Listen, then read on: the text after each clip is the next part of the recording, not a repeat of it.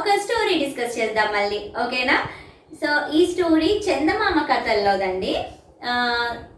దీన్ని మీ పిల్లలకి ముందు స్టోరీ చెప్పే ముందే మీరు ఏమనాలి అంటే, ఇలా చేయకూడదు, నేను చెప్పే స్టోరీలో అతను ఎలా అయితే చేశాడో అలా చేయకూడదు అని చెప్పి స్టార్ట్ చేయండి స్టోరీ, ఓకేనా?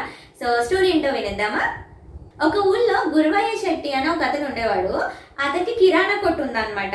అది తాతల తరం నుంచి వస్తూ ఉంది ఆ కొట్టు. సో అతను కూడా అలా మెయింటైన్ చేస్తున్నాడు. ఇంకోటి తెలుసా, ఈ శెట్టి గారు చాలా పిసినారనమాట. చాలా గొప్పవాడు, చాలా ఆదాయాలు అవన్నీ ఉన్నాయి, చాలా గొప్పవాడు. కానీ చాలా అంటే చాలా పిసినారివాడు. అసలు ఎవరైనా వచ్చి ఒక 10 రూపాయలు దానం చెయ్యి అంటే కూడా చేసేవాడు కాదనమాట. అతనికి 10 రూపాయలు ఇచ్చేస్తే నేను పొద్దున్న నుంచి సాయంత్రం వరకు కూర్చొని కష్టపడింది అంతా వేస్ట్ అయిపోద్ది కదా, నేను ఎందుకు ఇవ్వాలి వాళ్ళకి, నా కష్టార్జితం అని చెప్పి అనుకునేవాడు. అందుకని చెప్పి అలా అస్సలు దానం చేసేవాడు కాదు. ఓకే, సో ఆ కొట్టు ఏంటంటే ఆ షాపు వాళ్ళ ఇంటికి ఆనుకొని ఉందన్నమాట, దానికి అటాచ్డ్ పెట్టారు. సో ఏంటి అంటే ఇంకా కిరాణా కొట్టు అంటే తెలిసిందే కదండి, ఎలుకలు తిరుగుతూ ఉంటాయి, ఓకేనా? అయితే అలా 1, 2 అలా చాలా చాలా ఎలుకలు వచ్చేసాయి అనమాట. సో ఇంటికి ఆనుకునే ఉంది కాబట్టి ఆ షాప్లో నుంచి నైట్ టైంలో ఇంట్లో కూడా వచ్చేసేవి. అవి కీచ్ కీచ్ కీచ్ కీచ్ అని సౌండ్ చేస్తూ ఉంటే చాలా ఇరిటేటింగ్గా ఉంటుంది కదా.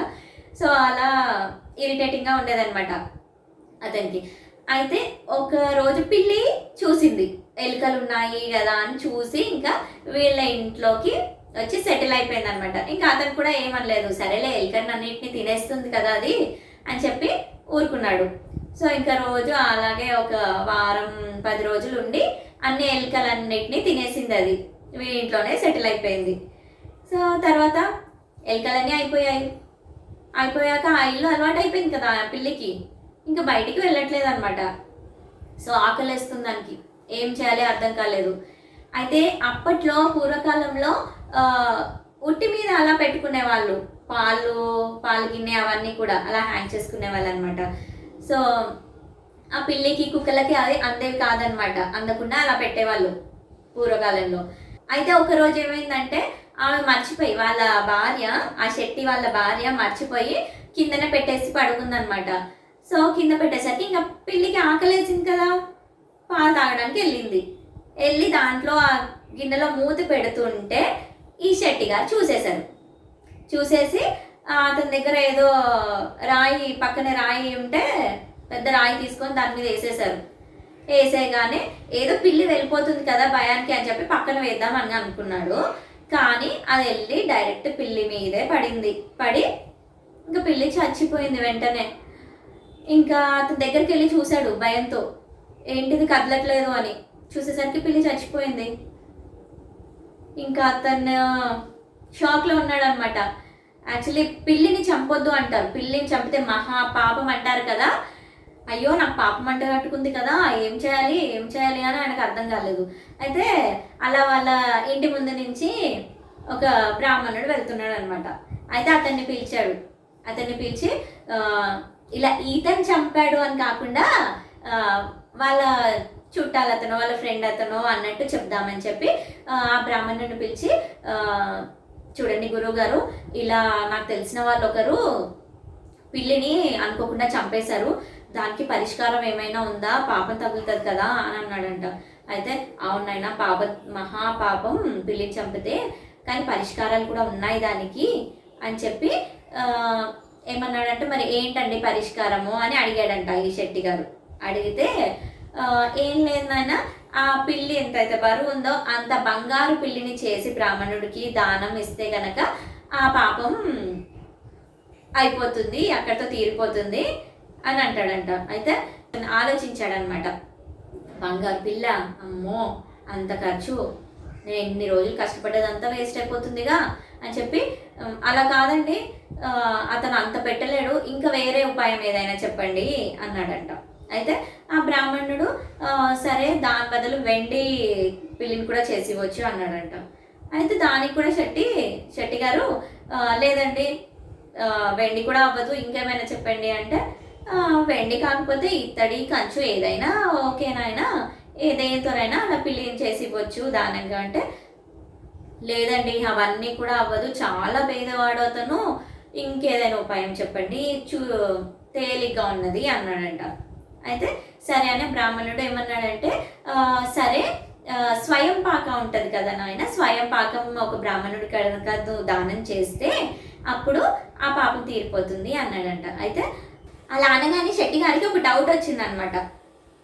ఏమన్నాడు అంటే, అదేంటి గురువుగారు, బంగారు పిల్లితో పోయే పాపము స్వయం పాకంతో పోతుందా అని అన్నాడంట. అయితే బ్రాహ్మణుడు, పోతుంది నాయన, ఎందుకంటే పేదవాళ్ళు అంటే పెట్టుకోలేరు కదా, పేదవాళ్ళు అంటున్నారు కదా, అందుకని ఆ స్వయం పాకం ఒక బ్రాహ్మణుడికి ఇచ్చాడు అనుకోండి, ఆ బ్రాహ్మణుడు ఏం చేస్తాడంటే జపం చేసి ఆ పాపాన్ని పోగొట్టుకుంటారు. అంటే ఆ పాపము బ్రాహ్మణుడికి వస్తే బ్రాహ్మణుడు ఆ పాపం పోగొట్టుకుంటాడు అనమాట జపం చేసి. అది వినగానే ఇంకా చెప్తాడు, గురువు గారు అది పనిచేసింది నేనే అండి అని చెప్తాడు. అయితే అవునా, సరే నాయన, నువ్వు వెళ్ళి స్వయం పాకం తెచ్చి నాకు ఇవ్వు, నేను జపం చేసి ఆ పాపాన్ని పోగొట్టుకుంటాను అని అంటాడంట.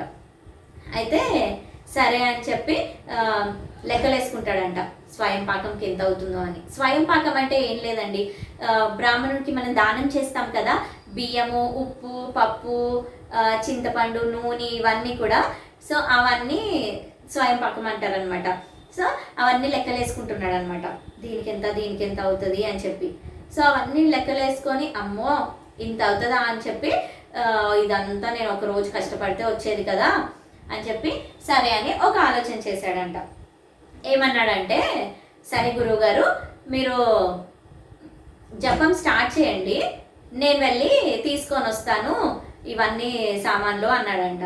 అయితే సరే తీసుకొని వస్తాడులే, ఎందుకంటే అతనికి పెద్ద షాప్ ఉంది కదా, కోటీశ్వరుడే కదా, తీసుకొని వస్తాడులే, మరి ఇవి కూడా ఇవ్వలేడా అని చెప్పి సరే అని నమ్మి బ్రాహ్మణుడు జపం స్టార్ట్ చేశాడంట. చేసి ఒక 2 గంటలు అలా జపం చేసి పూర్తి చేశాడు. అంతలోపు ఇతను వచ్చాడు, ఎవరు, శెట్టి గారు వచ్చారు. వచ్చి అయిపోయిందా జపం, అయిపోయిందా గురువుగారు అంటే అయిపోయింది అన్నాడంట. అయిపోయింది అనగానే, అవునా అమ్మయ్య, అంటే నా పాపం మీకు వచ్చేసినట్టే కదా అన్నాడంట. అవును వచ్చేసినట్టే, మీ పాపం నాకు వచ్చేసింది, నేను కూడా జపం చేసి పోగొట్టుకున్నాను అని చెప్తే, అవునా అయితే ఇంకా పాపం నాకు లేదు మీకు లేదు, పాపం పోయినట్టే కదా, సరే మరి నేను ఉంటాను అని చెప్పి వెళ్ళిపోతున్నాడు అనమాట. అయితే అదేంటి స్వయం పాకం ఇస్తా అన్నావు కదా అంటే, ఇంకా స్వయం పాకం ఎందుకండి, ఇంకా నా పాపం మీరు తీసుకున్నారు, మీరు కూడా జపం చేసి పోగొట్టుకున్నారు, అయిపోయింది కదా, ఇంకా మళ్ళీ స్వయం పాకంతో పని ఏంటండి, ఇంకా అవసరం లేదు కదా అన్నాడంట. ఎంత తెలివిగా చెప్పాడు చూడండి. ఇంకా బ్రాహ్మణుడికి కోపం వచ్చిందంట, మరి ఇంత పిసినారి వాడేంటి, ఏదో బంగారము నుంచి స్వయం పాకంకి వస్తే అది కూడా దానం చేయలేడా అని చెప్పి ఇతనికి ఒకటి కాదు 2 పాపాలు అంటగట్టుకున్నాయి. ఇతను ఇంకా ఈ జన్మలో కాకపోయినా వచ్చే జన్మలో అయినా ఆ పాపం అతను వెంట పడుతూనే ఉంటుంది, అది ఎప్పటికైనా తీర్చుకోవాల్సిందే అతను అని చెప్పి తిట్టుకుంటూ వెళ్ళిపోతాడంట. ఈ శెట్టి గారికి ఏమో అర్థం కాలేదు, నాకు 2 పాపాలు అంటుకున్నాయని అతనికి అర్థం కాలేదు. సో ఒక పాపం చూసారా, ఒక్క పాపంతో ఆ స్వయం పాక ఇస్తే అయిపోయేది కదండి. సో ఆ స్వయం పాకం ఆ పిల్లిని చంపినందుకు ఒక పాపము, ఇది ఇవ్వనందుకు ఇంకో పాపం, 2 పాపాలు అంటగట్టుకొని ఉన్నాడు. సో ఇలాంటి పనులు చేయకూడదు అని పిల్లలకి చెప్పాలి. అర్థమైందా? బాగుంది కదా కథ. సో ఇది ఎప్పుడో 1950s కథ అండి, ఇది చందమామ స్టోరీస్లోది. సో ఇలాంటి స్టోరీస్ పిల్లలకి చెప్తే వాళ్ళు కూడా ఆలోచన విధానం అవన్నీ మారుతూ ఉంటాయండి. ఓకేనా? సో ఈ స్టోరీ మీకు నచ్చింది అనుకుంటున్నాను.